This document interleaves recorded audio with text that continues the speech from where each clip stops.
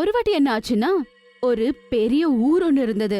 அந்த ஊர்ல ஒரு பெரிய அழகான மார்க்கெட் இருந்தது. அந்த மார்க்கெட்ல விதவிதமான கடைங்க இருந்தது. அப்புறம் எங்க பார்த்தாலும் விதவிதமான சாப்பாடு வண்டிங்க வேற இருந்தது. எப்பவுமே அந்த கடைங்கள்ல நிறைய பேரு கஸ்டமர்ஸ் இருப்பாங்க. ஆனா எல்லார விடவும் ஒரு சோலே குல்ச்சே கடையில தான் நிறைய பேரு நிக்குவாங்க. அவரோட பேரு ராம்சந்த். ராம்சனோட சோலே குல்ச்சா ரொம்ப ருசியா இருக்க காரணத்தால ஜனங்க நிறைய பேரு தினமும் அவன்கிட்ட சாப்பிட வருவாங்க. அது மட்டும் இல்லாம அவன் இத வித்து ரொம்பவே நல்லா சம்பாதிப்பான். ஒரு நாள் என்ன ஆகுதுன்னா, சோம்சந்த் அவனோட கடை பக்கமா நடந்து போறாரு. அந்த நேரத்துல அவன் கடை பக்கமா அவ்ளோ கஸ்டமர்ஸ பார்த்த உடனே அவன் ஷாக் ஆகுறான். அது மட்டும் இல்லாம அவனுக்கு வயித்தெரிச்சல் ஜாஸ்தி ஆகுது. உடனே அவன் வீட்டுக்கு போய் மனைவி கிட்ட நடந்த எல்லா விஷயத்தையும் சொல்றான். அட, என் அண்ணனோட கடையில இன்னைக்கு எவ்வளோ கூட்டம் இருந்துச்சுன்னு தெரியுமா? அவங்கள பார்த்து நான் ஷாக் ஆயிட்டேன். அங்க எல்லாரும் ஃப்ரீயா சோலே பட்டூரே கிடைக்கிற மாதிரி நின்னுகிட்டு இருந்தாங்க. நீங்க இதெல்லாம் என்கிட்ட சொல்லாதீங்க. அவரை பாத்தீங்களா எப்படி சம்பாதிக்கிறாரு?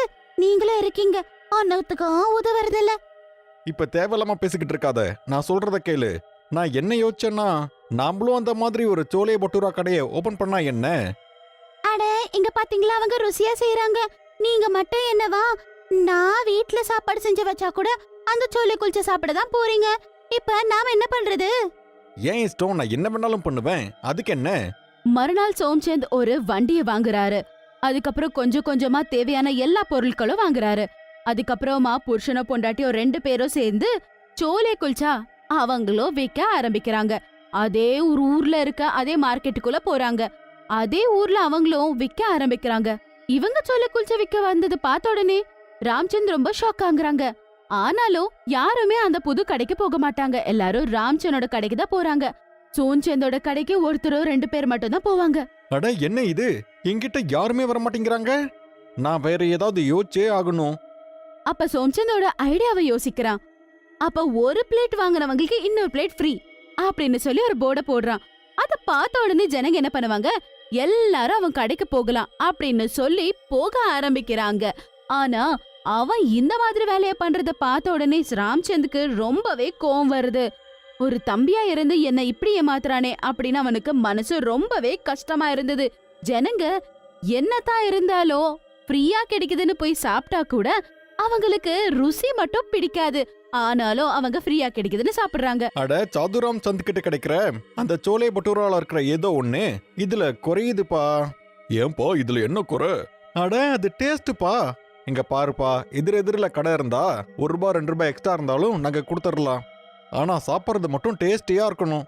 ஒருவேளை ராம்சந்தோட கடை இங்க இருக்கலனா அப்ப விஷயம் வேற. ஆனா உங்களை விட சுவையான சோலே பட்டூரே எதிரில இருக்கிற கடையில கிடைக்கும் தெரிஞ்சதுக்கு அப்புறம் நாங்க ஏன் இங்க வந்து சாப்பிட போறோம்? இது எல்லாம் கேட்டதும் அவனுக்கு ரொம்ப கோவம் வருது. ஒரு நாள் அவங்க அண்ணனுக்கே தெரியாம அவங்க அண்ணனோட கடைக்கு போறான்.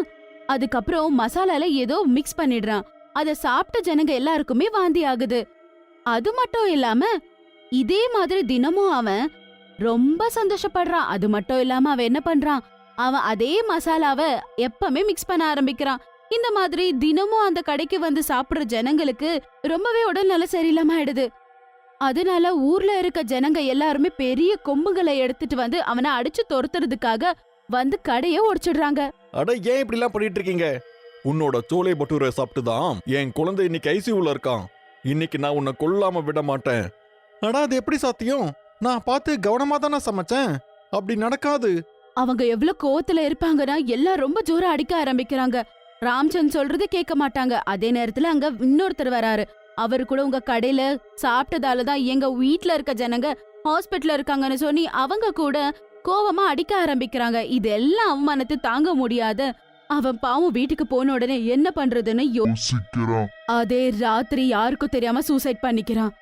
அவனோட ஆன்மா முக்தி அடையாததால மறுபடியும் அவன் அவனோட கடை கிட்ட போறான். எல்லாரும் சோம்சனோட கடை கிட்ட சாப்பிடுறத பாக்குறான். இத பார்த்த உடனே அவன் ரொம்பவே கஷ்டப்படுறான்.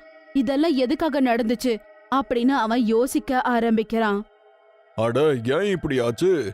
அந்த கடவுள் எனக்கு ஆயுஸ் கம்மியா கொடுத்துருக்கலாம். ஆனா மரியாதையோட இருக்கிற வாழ்க்கையை கொடுத்துருக்கலாம்ல. என்னோட சோலே பட்டூரேவை சாப்பிட்டு எப்படி அவங்க இறந்தாங்கன்னு தெரியல. ஆனா ஒவ்வொரு பொருளையும் பார்த்து நான் ஜாக்கிரதையா தான் கொண்டு வந்தேன். என் தம்பியோட கடை எவ்வளவு நல்லா ஓடுது. ஆனா என் கடை எவ்வளவு காலியா இருக்கு. அங்கேயே நின்னுகிட்டு இதெல்லாம் எப்படி நடந்துச்சுன்னு யோசிச்சுக்கிட்டு இருக்கான். அதே நேரத்துல சோம்சந்தோட மனைவி வராங்க. அங்க பாத்தீங்களா உங்க அண்ணனோட வண்டி எப்படி கிடக்குதுன்னு. ஆனா நீங்க இவ்ளோ பெரிய வேலை பண்ணுவீங்கன்னு நினைக்கல. ஆமா, என்னதான் போட்டீங்க? ஜனங்களுக்கு அப்படி வாந்தி ஆகுற மாதிரி என்ன மிக்ஸ் பண்ணீங்க? அவங்க எதுக்காக இப்படி ஆனாங்க? அட நான் தான் ஒருத்தர்கிட்ட ஒரு கெமிக்கலை வாங்கினேன். அதை நான் அந்த பூரியில கலந்துட்டேன். அதனால தான் இப்படியெல்லாம் நடந்தது. இதால அண்ணா கடையை மூடிட்டு போவாருன்னு தான் நான் நினைச்சேன். ஆனா அவர் சூசைடே பண்ணிக்கிட்டாரே. இப்ப பாரு என் கடை எவ்வளவு நல்லா நடந்துகிட்டு இருக்குன்னு. ஷீலா அங்க இருந்து கிளம்பி போயிடுறா. அங்கே நின்னுட்டு இருந்த அந்த பேய் எல்லாமே கேட்டுடுது. இதெல்லாம் சோம்சந்த் தான் பண்ணிருக்கானா? என் தம்பி, என் கூட பிறந்த தம்பி. சரி, இவன் என்கிட்ட பேசுறதும் இல்ல. ஆனா நான் செய்யற வேலையை இவன் எனக்கு எதிராக ஆரம்பிச்சான். ஆனா என்னால நம்ப கூட முடியல இவன் எனக்கு இப்படி கெடுதல் பண்ணிருக்கான்னு. நான் இறந்ததுக்கு அப்புறமும் இவன் சிரிக்கிறான். இவனை நான் விட மாட்டேன். ராம்சனுக்கு அவங்களோட தம்பி மேல ரொம்பவே கோவமா இருந்தது. அவனை ஏதாவது பண்ணணும் அப்படின்னு சொல்லி யோசிக்கிறான். சோம்சந்த் கடைய போட்ட உடனே ராம்சந்த் அவன் பின்னாடியே போய் நிக்கிறான். ஆனா யாருக்குமே அவன் அங்க இருக்கிறது தெரியாது. கொஞ்ச நேரம் ஆன உடனே அங்க கஸ்டமர்ஸ் வர ஆரம்பிக்கிறாங்க. அப்ப இவன் அந்த சோலி செய்ய ஆரம்பிக்கிறான். அந்த நேரத்துல அவன் பாக்குறான், அவன் யூஸ் பண்ற மசாலா எல்லாமே ரொம்பவே சீப்பா இருக்கும். C C C C, C இது ரொம்ப கேவலமான பூரி. மசாலாவும் தீஞ்சு போயிருக்கு. தக்காளி கூட கெட்டு போயிருக்கு. பொருள் எதுவும் சரியில்லை. இப்படிதான் ஒரு பிளேட்டுக்கு காசு வாங்கி 2 பிளேட் சோலை பட்டூராவை இவன் எல்லாத்துக்கும் வித்துக்கிட்டு இருக்கானா? இவன் தான் எல்லாரோட வாழ்க்கையும் வச்சு விளையாடிக்கிட்டு இருக்கான். ஆனா என் பேரை கெடுத்துட்டான். பரவாயில்ல, இன்னைக்கு இவனுக்கு பாடத்தை புகட்டுறேன். அட 2 பிளேட் சோலை பட்டூரே கொடுப்பா. ஒண்ணுல காரம் போடாத, இன்னொன்னுல தக்காளி போடாத. சரிங்கண்ணே. சோம்சந்த் 3 பிளேட் சோலை குல்ச்சே செய்றான். அந்த நேரத்துல பேய் அவன் உடம்புக்குள்ள போயிடுது. அதுக்கப்புறம் எல்லாருக்கும் வேற வேற பிளேட்டை கொடுத்துடுறான். குழந்தைக்கு மிளகா போட்டிருக்க பிளேட்டை கொடுத்துடுறான். அந்த குழந்தை அதை சாப்பிட்டு கத்த ஆரம்பிக்குது. அப்பா அம்மா அதை பார்த்து ஷாக் ஆகுறாங்க. டொமேட்டோ சாப்பிட்டு அவங்க மனைவிக்கு இச்சிங் ஆகுது. ஏன்னா அவங்களுக்கு அலர்ஜி இருக்கும். அப்ப அவங்க கத்த ஆரம்பிக்கிறாங்க. அப்ப ராம்சந்த் பேய் அவனோட உடல்ல இருந்து வெளியே வந்துடுது. அட என்னாச்சுன்னு ஏன் என் மேல இப்படி கத்திக்கிட்டு இருக்கீங்க? கத்தாம எவ்வளவு பொறுமையா ஒரு விஷயத்த சொல்றேன். உனக்கு என்ன புரியலையா? என்ன சொன்னீங்க? எனக்கு கேட்கலையே. அவங்களுக்கு ரொம்பவே கோவம் வந்துடுது. அதுக்கப்புறமா அந்த சோலை குல்ச்சவை அங்கேயே விசிறடிச்சிட்டு அங்க இருந்து கிளம்பிடுறாங்க. சோம்சந்துக்கு என்னதான் நடக்குது அப்படின்ற விஷயம் புரியவே இல்ல. வேற அவங்களுக்கு சோலை குல்ச்சை கொடுக்க ஆரம்பிக்கிறாரு. ராம்சந்த் பேய் கரெக்டா அவனோட உடலுக்குள்ள போய் எல்லாமே நாசனமாக்கிடுது. ஜனங்க எல்லாருமே அதை பார்த்து கோவப்படுறாங்க. இவன் உண்மையான ரூபம் வெளியே வர மாதிரி நான் ஏதாவது பண்ணியே ஆகணும். ஆனா என்ன பண்றது? ரொம்ப யோசிக்கிறான்.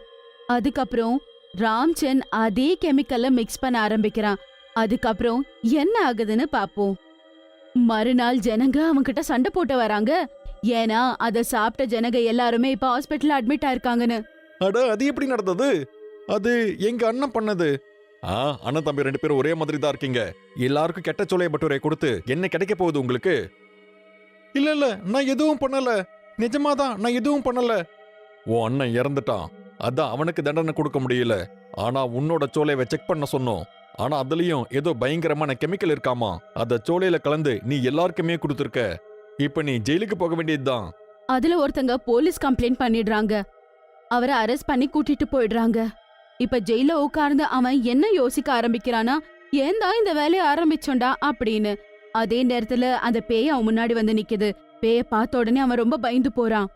பயப்படாத, நான் உன்னோட அண்ணன் ராம்சந்த் தான். நீ எனக்கு பண்ண கெடுதலுக்கு நான் வெக்கப்பட்டு என்னோட உயிரையே விட்டுட்டேன். என்னோட வேலையை நீ எங்கிட்ட இருந்து பறிக்க பார்த்த. எனக்கே தெரியாம என்னோட சோலையில நீ கெமிக்கலை கலந்திருக்க. என்ன மன்னிச்சிருங்க. நான் பண்ணது தப்புதான். என்ன மன்னிச்சிருங்க. இனிமே இப்படி பண்ண மாட்டேன். இனிமே நான் உழைச்சு சம்பாதிப்பேன். ஆனா நீ பண்ண வேலைக்கு உனக்கு தண்டனை கிடைச்சே ஆகணும்ல. பேய் அப்படின்னு சொல்லி அங்க இருந்து கிளம்பி போயிடுது. அந்த போலீஸ் அவனை கூட பிடிச்சிடுறாங்க. சோம்சந்துக்கு அந்த கெமிக்கலை வித்த அந்த ஆளு. சோம்சந்த் பண்ண எல்லா தப்பும் ஊர்ல இருக்க ஜனங்க எல்லாரும் தெரிஞ்சுக்கிறாங்க. அவங்க அண்ணனை ஏமாத்தினது மட்டும் இல்லாம அவனோட சாவுக்கான ஒரு காரணமா அவன் இருந்துட்டான். சோம்சந்துக்கு 5 வருஷம் தண்டனையை கொடுக்கறாங்க. அதுக்கப்புறம் அவனுக்கு நல்லாவே புரியுது அவன் பண்ணது ரொம்ப பெரிய தப்புன்னு. அப்ப ராம்சந்தோட ஆன்மா திருப்தி அடையுது. அதனால அதுவும் அங்கிருந்து கிளம்பி போயிடுது.